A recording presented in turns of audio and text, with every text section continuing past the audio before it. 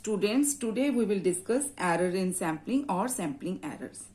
Now, even if a sample is properly selected, there will be some difference between the estimates obtained from the sample and the actual value in the population.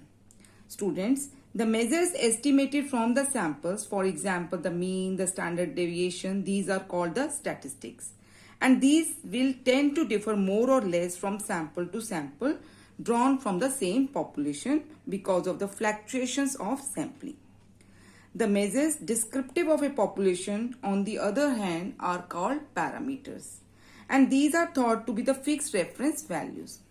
Generally, it is not possible to compute the parameters, but there are certain statistical procedures with which we can forecast the parameters from sample statistics provided certain conditions are satisfied. The difference between the sample estimate, that is the statistics, and the population value, that is the parameter, is called error. Thus, you can say that the difference between a population parameter and a sample statistics is called sampling error.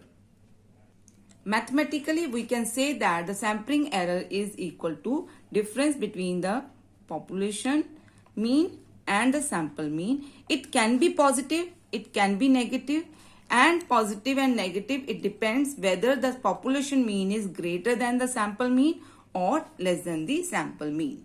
The sampling errors generally exist when the population parameter is estimated differently by different samples. It can also happen when there is faulty sample selection. When the small size of the sample is there, even then it can happen. And the sample results have the potential variability. In those cases also the sampling error can exist.